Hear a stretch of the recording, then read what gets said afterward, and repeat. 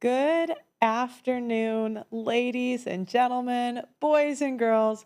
Welcome to the Just Pearly Things YouTube channel, here hosted on the Audacity Network. Today's topic, we are going to talk about why politics is not as important as you may think.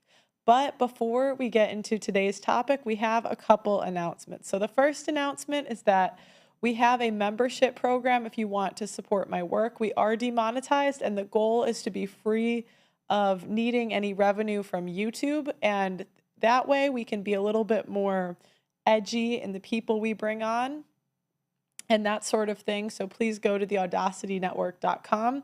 We also have a 30-minute show. After the show, you guys can ask me questions. I might give you some behind the scenes tea. I don't know. So if you want to do that, it's included in the membership. There's two memberships, a monthly and a yearly. If you sign up for the yearly, that is the most helpful. And then you're done. You get all of the perks for the entire year. At some point, if we get enough members, I'd love to do events. And I have a lot of ideas. So sign up for the membership. You can also sign up for the email list as well. Okay.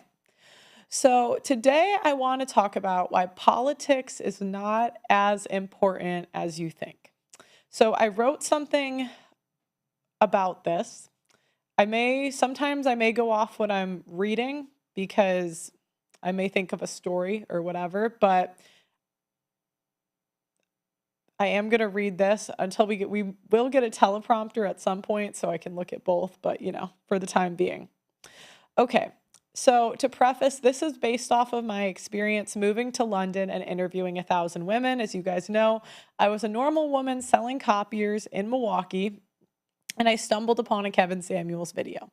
That video changed my life. I ended up going to a PUA conference where men, or maybe boot camp is a better word, where men learn to seduce women. I started to see just how high standards women have and how difficult it is for men to seduce women and even take part in the dating market.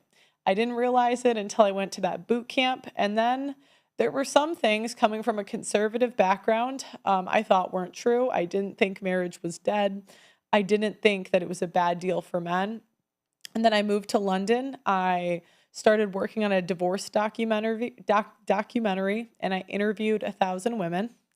And this completely changed my perspective and gave me a new worldview. So today I want to talk about why politics doesn't matter as much as you think. Now, I don't want you guys to misunderstand me. The laws that are passed today do greatly affect our lives, right? Like if you live in a town where they're letting in a bunch of illegal immigrants, that is going to affect your life. If you want an abortion and they pass a law that means you can't get one, it won't affect your life that much. You can just drive to a different state, but hypothetically it could, right?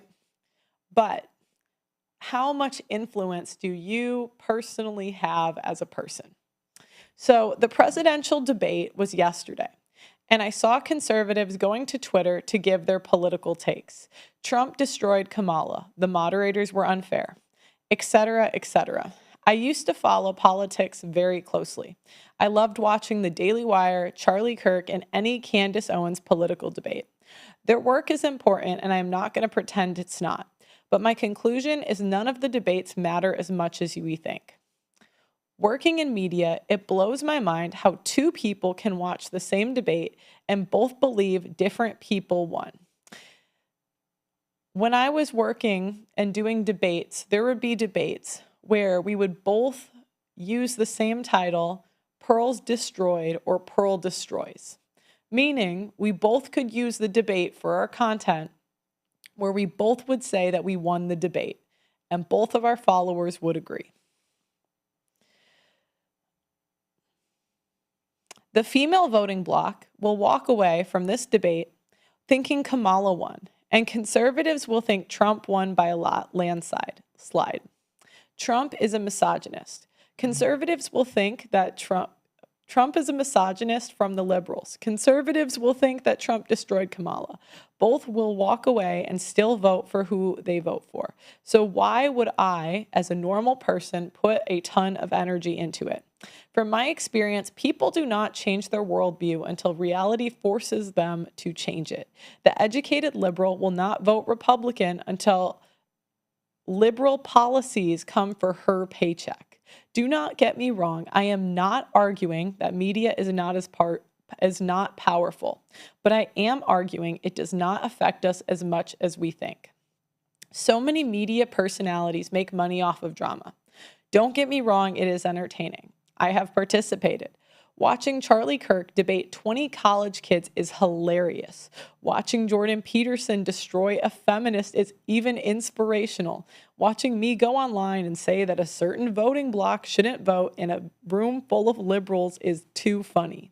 Don't get me wrong, it may be useful when you are younger and trying to formulate your opinions, seeing people debate both sides. But overall, this stuff is entertainment and should be looked at as such. I have no problem doing debates from time to time, but you will see my content has moved away from that. There's a couple of reasons I have reached this conclusion. The first being that I read a men's rights group from 1920s. The men were complaining about much of the same things that they complain about now. Basically, in 100 years of asking for men's rights, we have little to no progress. Don't get me wrong, you do see small changes in the laws updating and the occasional woman getting put on alimony, but overall, I would say that women have far more power to oppress men than 100 years ago. I am conservative. I know I'm going to vote Trump. How is following the election closely going to affect my day-to-day life? It won't. You will have a far greater impact building lasting relationships with the people around you than following politics for the average person. I'm not talking about people that have YouTube channels, okay? The last month, I have been learning recipes in order to be a better cook. The time I learned spending how to cook will make my life better because I have better meals. It makes my friends and family's lives better because they get food too. And potentially you have deeper relationships with the people around you and you can be far more influential over time than fighting or even watching a podcast. The women who do this over time have a tendency to become masculine. I don't think women are meant to think about the world's problems.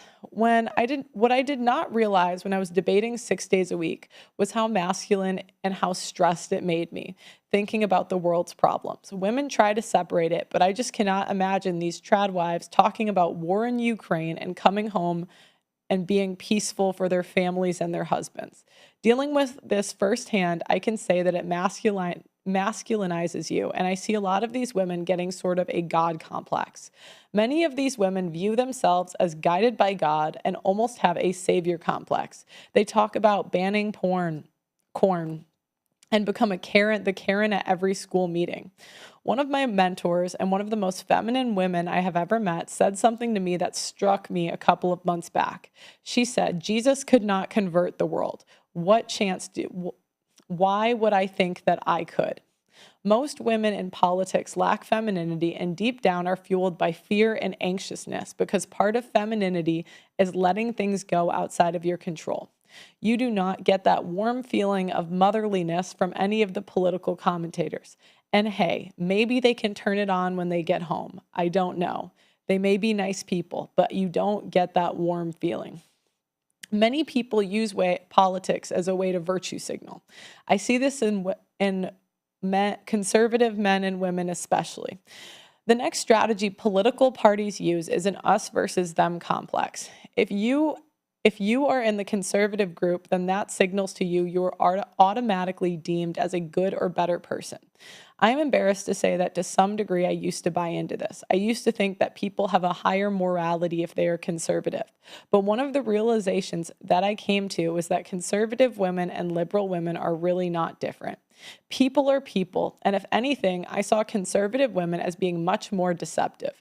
Liberal women are much more upfront with their downfalls. Take the Hillary Crowder case, for example. She was crying on the internet about how Steven Crowder was abusive while taking $25,000 a month from him in alimony and child support.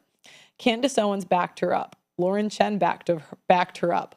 All of these so-called conservative women band together to take down a man they did not like.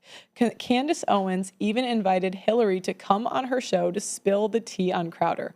These are supposed Christian women who put internet drama above the Crowder's children's well-being. The reason I keep bringing up this case is because it shows that conservative women are conservative until they have to put their money where their mouth is. And if the woman has to choose between her reputation and the man's, she will always put her reputation first and use the tools the state has in order to do so. These are the conservative women that the men have to choose from. They may not have their tits out or say that they hate men, but their behavior is often the same and at other times worse. The reason that it is worse is because these conservative women care more about their reputation in a way that liberal women do not. If a liberal woman is found out to be a bad wife, she does not care. She will tell you up front that she does not need a man. But if a conservative woman is found out to be a bad wife, then the man must be abusive, because it certainly cannot be her as the problem. And this was what I found in my experience: men that were victims of divorce rape. More often than not, they were religious to some extent. Again, women's reputation fuels a lot of our behavior. These women tend to be less upfront in their aggression, but they are more sneaky with it, as we saw in the Crowder case. Another example is a conservative woman I know personally did not like the things I was saying online. Instead of just ignoring it and not watching my show like the liberal women I knew, she proceeded to call all of my friends and family in order to destroy my reputation. She even called my old college roommate that she barely knows. Sure, the liberal woman would maybe yell and scream at me, but at least that was upfront instead of a sneaky attack that you did not know about until years later. Taylor Swift, for example, is pretty open with her failure of relationships. At least Travis can see that coming. But oftentimes, the good girl in church is more sneaky because she has built her reputation on being a woman of God. The other thing I noticed was that sex workers and slutty women understood men more than conservative women. The sluts study men and what they like. You can see this by how they dress and the way they would describe their interactions with men. On the other hand, they did have a lot of sexual experience to come to this conclusion, but I found that they at least understood the basic seduction of men, where conservative women often did not. Conservative women, based on what men have told me, are far more likely to weaponize sex as a method of control. They are taught to withhold sex in order to get marriage, so why would that stop after marriage? Now, at least when the liberal women are asked, do you obey your husband, they say no. And the men know what they are getting. But conservative women, on the other hand, have found funny workarounds like, I will only obey my husband when he follows God, and conveniently forget about being obedient to your husband in all things. Now, your experience may be different, and I don't mean this to rag on conservative women, as liberal women have a different set of problems. But these experiences caused me to see people beyond politics. Politics does not make you a better wife or a better person. A conservative man is not automatically going to be a better husband, and a liberal woman is not and a conservative woman is not automatically going to be a better wife. But this leads me to my next point. The people that tend to want to change the world tend to go crazy. I interviewed a man a couple of months ago who, I'm going off the script here because I wanted to tell this story. So I interviewed a man a couple of months ago that had been dead set on changing the world. He was an older guy, and he brought me a stack full of papers proving his point. Now, his point may have been right. It may have been wrong. I don't know. I just knew what he told me. But I could tell that him trying to save the world over time made him completely lose his mind. Even if he was right, it didn't matter, because he had lost his mind over time trying to change everyone's mind around him. A better strategy is to make a ton of money and then try to change things. Trump became a billionaire, wasn't overly political, and then he ran for office. Elon Musk did more for free speech than any political pundit, and he was a liberal. Sure, there are different strategies, but in my opinion, the people that think they can control the universe tend to go insane. So what is my point today? Because we did cover a broad range of topics.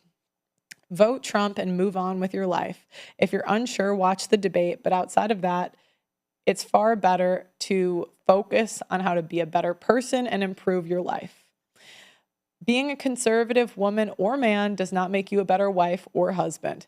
Many of these men and women see themselves as having already won because they are married and now spend very little time trying to improve themselves. Women that truly like a guy will change their political beliefs over time. You get one vote for president, and you can be far more influential in local politics. Many women use politics and men, many people use politics as a buffer for things they cannot fix in their personal life. It could be relationships, money, or something else.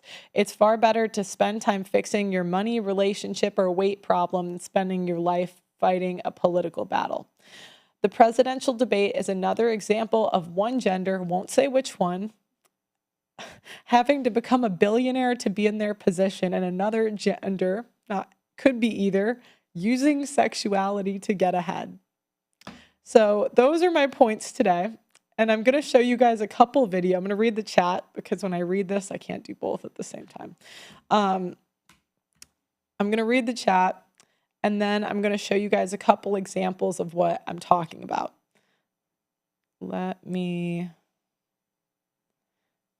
Sorry about YouTube being evil. Yeah, I know. Where's the merch? Guys, we're gonna come up with some new merch in the next 6 months. So we're switching merch contractors. What's the 8? I don't get it. 8 what? Oh, 6 to 8 months. Okay. Okay, so I want to show you guys what I'm talking about, because a lot of times, I say these stories and examples on my show, and I want to show you what I'm talking about. So let me put this up and make sure this is gone. Okay. We were very strict and okay, let me turn this off. Very by the book in everything, and it was a description of what they believed Christian marriage was. And this husband was describing how he consulted his wife and how he even deferred to her judgment in some things, even though he made the decision at the end of the day, because there are some things that she has better insight on. Mm-hmm. She has more wisdom on. God has gifted her in particular ways that God did not gift the husband, certain personality types or certain foresight or whatever. A husband who loves his wife as Christ loves the church, is not always asking permission, but cares for her, loves her, and sees that she is a wise, discerning, judicious person. I want to make a joke. I can't make this joke. All right. How do I say it? I can't make that. Guys, sign up to the audacitynetwork.com. All I'm going to say is I would need evidence that there is any discernment based on who a certain gender. I can't say it. You win, YouTube. That can give him some really good wisdom. Do you wisdom really is that okay?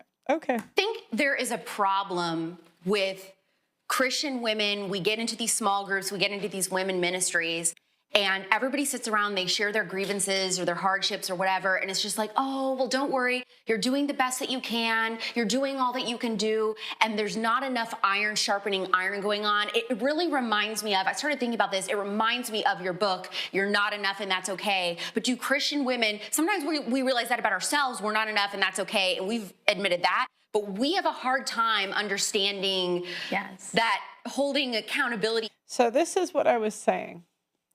Again, many times, and this isn't a conservative or liberal thing, but people see marriage as the final destination and they don't see any reason to improve once they're in it. As she said, you're not enough and that's okay.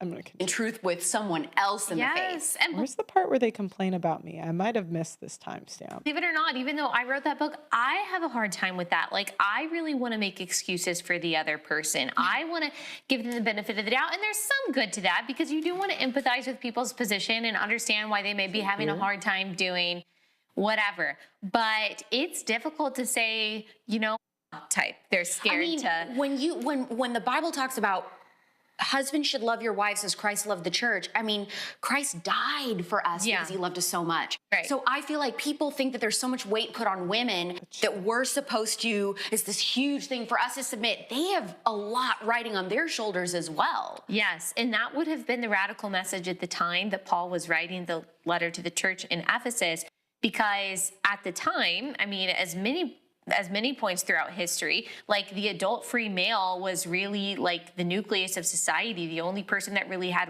kind of just seen as expendable. And so this idea of honoring your wife and sacrificing for your wife. And so what you'll notice is masculinity is only celebrated when it's in service of women. So if there's ever an aspect of masculinity that only helps the men, that's only good for the men, that's when that's when it's celebrated. But when it's in service of women, like love your wife like Christ loved the church, they will say that that's good, right? But whenever they talk about, obey your husband in all things, there's always a caveat, but maybe I have this wisdom. Like I can't make this joke. I can't make this joke. But if who we pick for the father of our kids often is not great, and we can see this by the declining rates of marriage, right? Why would we have discernment in other areas when the most important area we're coming up short? Because she is equal in the eyes of God. She's an equal image bearer. She is equally as saved as you through Christ. That would have been a very radical, even like female empowering message at the time. So yes, wives are supposed to submit to our husbands, though. That is not something that we get around. What that is sometimes depicted as in, I don't know, some movements, whether it's feminists misrepresenting it or whether it's people on the other side representing it, is that a man should never consult his wife. Yeah, so what if a man doesn't want to ever consult his wife? And I want you to listen to this conversation and just ask yourself, could their husbands put their life savings into something they have no say? And would they nag about it, or would they say, I trust you? It's for the audience to decide. But a lot of times the women leading Bible studies and that have these groups, you can see by the way they talk and the way they act that they're very controlling. And it usually transcends into their marriages also, based on what the men have told me, okay? Based on, I've never been married to these women. This is just the feedback that I get. Never be seen as some kind of partnership. Did you see that viral tweet from that girl, Pearl? Pearly Things. Yeah, I don't know who that is, but she keeps showing She's a famous YouTuber, and she's very much, she speaks to the like red pill male crowd, like kind of airs out their grievances for them. But she tweeted when a guy says, I must consult my wife with like a barf emoji, like how cringe it is for a guy to say, well, I need to ask my wife first. What I said, and other people said this too, permission is not the same thing as... But see, a guy being able to say, I don't need to ask my wife, I'm going to do what I want, that benefits the men. And the conservative women will oftentimes criticize the men that have this mindset. If you go to, it's funny, when I was in England, there was a lot of people that were like from Africa, right? And they had a more traditional mindset. And you would have guys that said, why would I ask my wife about anything? Like, why would you do that? Why do I have to? And um, the interesting thing is I don't think many of these women would survive in that environment. And one's not better or worse, right? I'm not saying one's better and one's worse. I'm saying what they're selling isn't what they're giving. I don't know. I hope that makes sense. Consultation. Like, sure, I agree that if a man is constantly like, I don't know. Oh, and the other thing is, if your boss makes a decision, women submit more to their bosses than they do their husbands. Because if their boss says this is what we're doing, you just have to say okay. But if your husband says this is what we're doing, and by the way, I don't say one type of relationship is better or worse, but what I say is that's not actually traditional. But generally, we have to have a conversation. I have to ask him why. And it's never just, let's respect his decision. I can play golf, or I don't know if I can take this job because my wife has to give me permission. Yeah, like I would say that the dynamics there are off. That's a problem. But I have to ask my wife I don't really know what we have going on this weekend. Yes. I'm not sure what like our kids are doing. I just need to consult the person who like manages the calendar. And also like, yeah, my husband appreciates my judgment on things. Right. Yeah. And again, that goes back to when I think of an alpha guy, I think of Trump. That's just who comes to mind. Do you think he says I need to go to Melania when I'm making a decision? Or do you think he just makes one and tells her what we're doing? And it goes back to we as women have a hard time letting go of control. Okay. But not all women, not all. Okay. This is another one. This lady just got arrested for like embezzlement or something. She had this huge pro-life group, and I guess she was embezzling the funds, but here, this is her criticizing Tate, right? Is misrepresenting what's happening, but let's keep Oh listening. wait, I gotta take it off at 2x.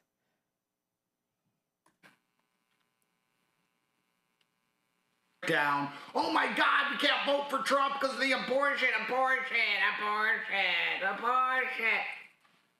You're not going to vote for Trump over abortion. Don't you think we need a border? Don't you think the economy needs fixing before China perpetually buries us? Okay, can you pause it here? Can you pause it? Imagine if he said, you're not going to vote for Trump over guns. It's fine. Give up your guns. It's fine. Give up your guns because we... Men are much more practical. Women are...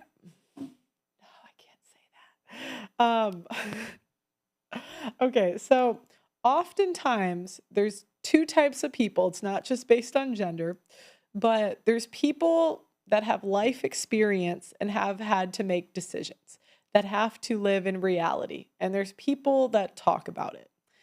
And so oftentimes when looking at the political aisle, someone will get in charge and think, what is practical to change? Trump ran a big business. So when you're negotiating deals, you have to think, what can I actually achieve here and what is a lost cause? What can I actually fix and change and get out of this deal, and what is impossible? I'm sorry. And I used to have a different opinion. I used to think that this was worth fighting about until Roe versus Wade got overturned and we had more abortions the next year. This is something that we lost in 1965 or 70 or whenever that was passed. It's here to stay because as long as the women have the largest voting bloc, you need to appeal to them to some degree. So Trump is thinking, what can we actually achieve? And Tate, because, I know people don't like the cam stuff, right? But that was still a business, right? And he had to make decisions. What can we achieve and what can we not achieve? And she's saying emotion is emotions, but abortion. And then she got caught for embezzlement. What a time to be alive. What a time. To protect the border. We need to protect the economy. I don't think he'd do that. Because the reality is there's a bunch of people who care more about things like guns than babies. And, you know, again, they say you... And that's the shaming language, right? You don't care about the babies. It's not that we don't care. It's what is plausible. So, okay. What blew my mind interviewing women that had had abortions is when you talk to the pro-life side of things, they'll tell you that these women are damaged from abortion, that they have such a hard time, they get depressed after. And from interviewing women and knowing women personally that have had abortions, they do not care. They don't care at all. They get their abortions and they're fine a month or two later. There was one woman I interviewed, she had 3, and she would laugh about it. So, in my opinion, as much as I think it is wrong and I would like to be in a society that it was illegal, I don't think it's realistic or probable that there will be any change on that in my lifetime. What people live to be 70? I'm 27.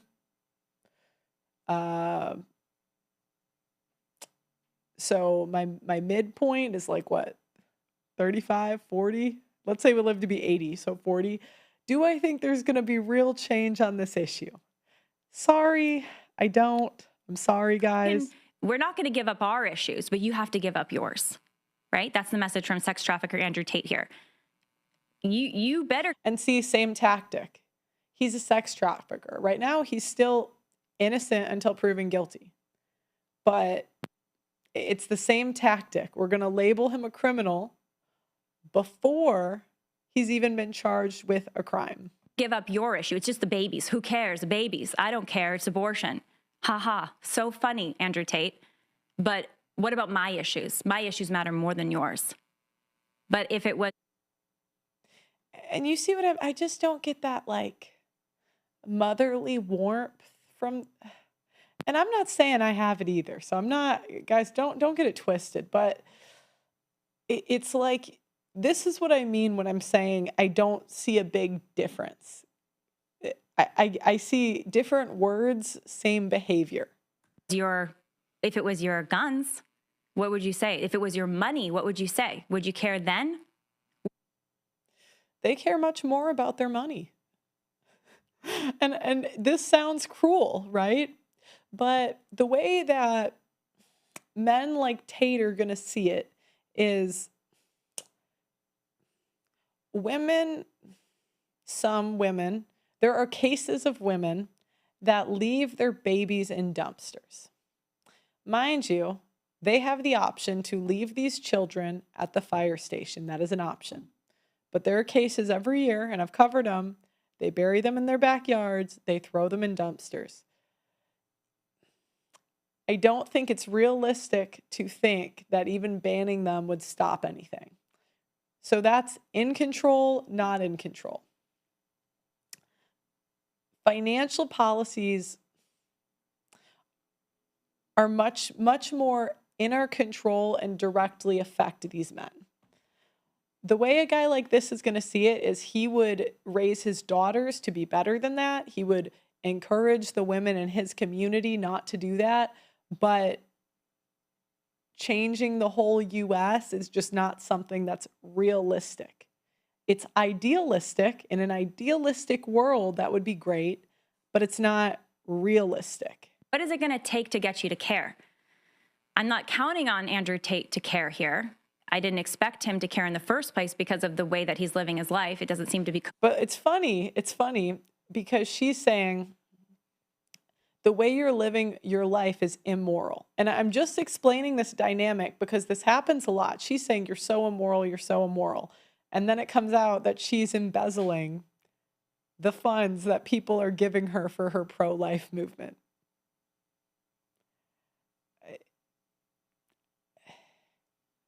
and then people leave the church because they think, okay, these are a bunch of hypocrites. And then I don't say that either way. I say people are people. You know, it doesn't matter where you go. People are people. Gruest to care about unborn life with the way he's living his life. But I would hope that he doesn't persuade other people not to care.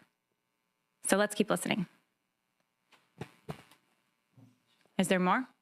Oh, there's just F words. Varys is saying, well, let's do a little bit more. Apologize in advance for the F words. Let's see.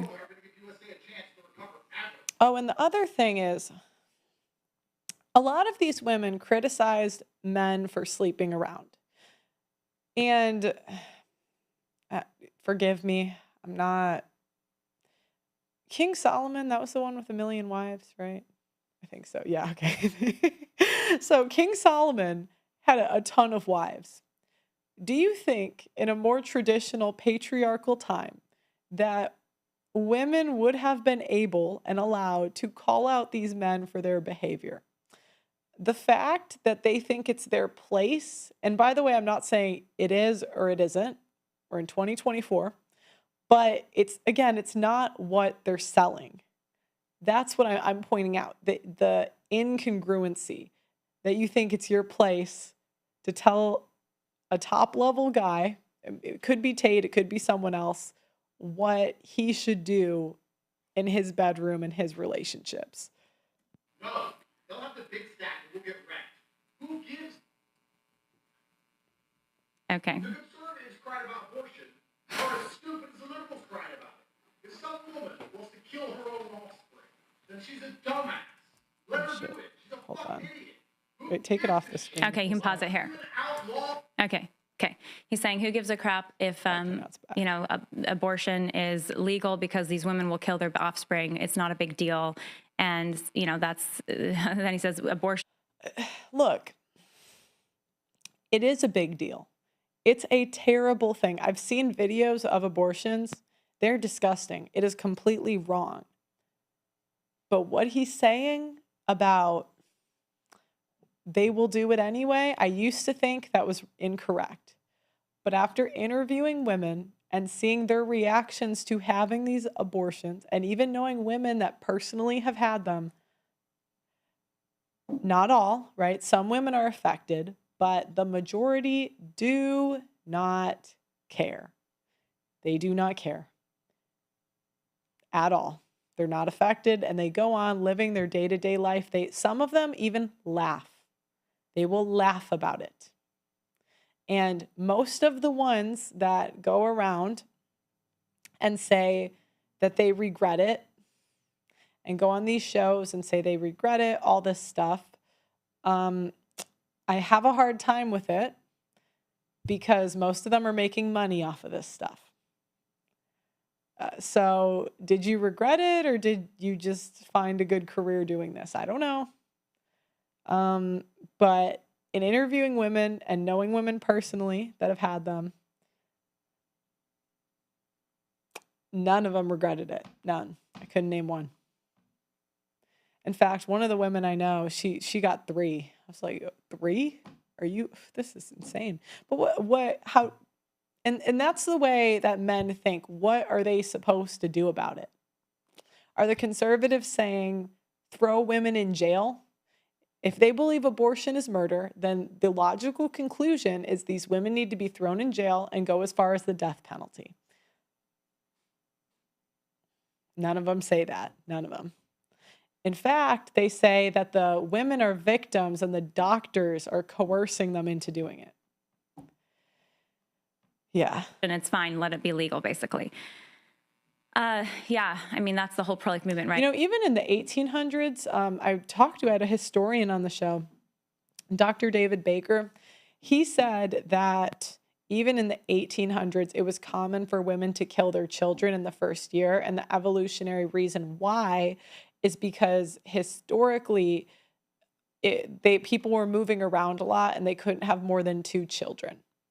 And so oftentimes women, even in like the caveman days, would have to, in order for the other kids to survive, they'd have to, We care. He says who gives, we care. We're the ones who care. Andrew Tate, and I'm proud to care. Okay. And this is so people don't understand. Caring, like caring. Okay, she said she's been covering this for a decade. What have you done? Is abortion less common than it was 10 years ago? No. Okay, like what have we achieved? And this is the difference, how people that have been in charge of things, let's say, and people that have not, I won't make it by gender, I won't, but people that have been in charge of things think, because they think, what can we actually achieve?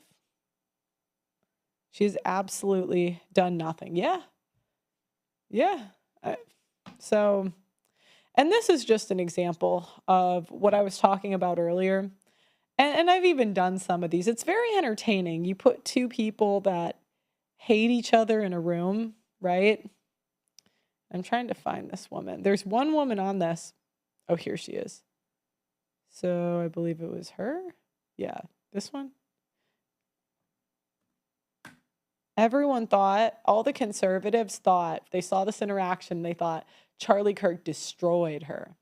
And all the liberals saw it and thought she destroyed him.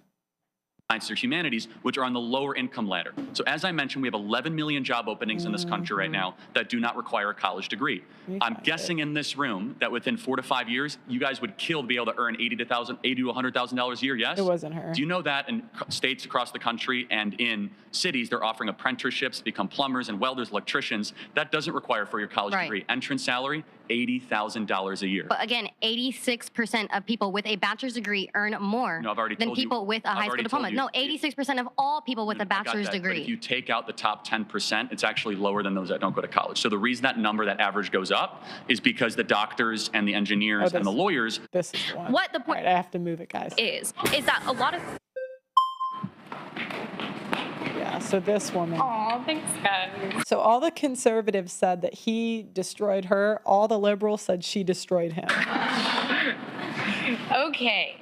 Hi, how you doing? Great. So, you keep saying that Kamala Harris is a DEI candidate, and I feel like my main fallacy with this argument is that competency can't be objectively determined because we all have subjective definitions of what a competent politician is. But my question for you is, if Kamala Harris is a DEI candidate, why is she beating Trump in the polls right now? We'll see what happens in November. Okay, but she's currently beating Trump in the polls. So either if the polls are right, I grant you that. He's incompetent, or maybe she's a new candidate with a big surge. She's doing good. I would caution you being a little, like, this point in the election, getting too cocky, because we remember what happened with I'm not Hillary getting Clinton. cocky. I'm asking you to answer a question. If she is incompetent, how could she beat the president, who you said is an amazing president? As of the timing of this filming, can you name to me how many times she sat down for an interview? What?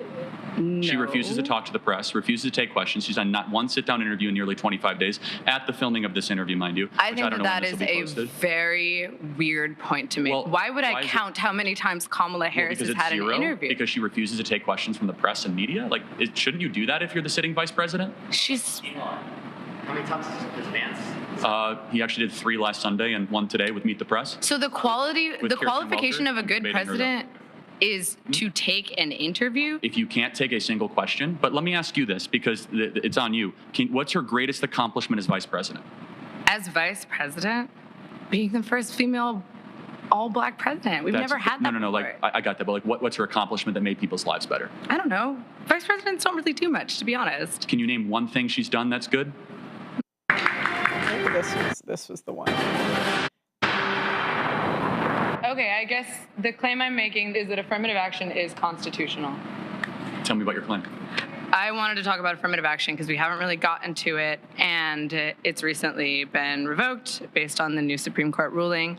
And I firmly believe that affirmative action is constitutional and is a right that's certain. Anyways, this is kind of my point. It's entertainment to some extent, and it does sway public opinion. I'm not saying media is not powerful, but my point is, for day-to-day people, it's far more effective to focus on improving your life rather than focusing on politics, which you get one vote every 4 years and most people don't change. Anyways, let me know what you guys think in the comments. Maybe you disagree. Maybe you agree. I don't know. Either way, put it in the comments. And we're going to go live on the audacitynetwork.com. So if you guys have any questions, comments, or concerns, feel free to go there and I will answer your stuff personally. I love you guys. Thanks for watching and I'll talk to you tomorrow.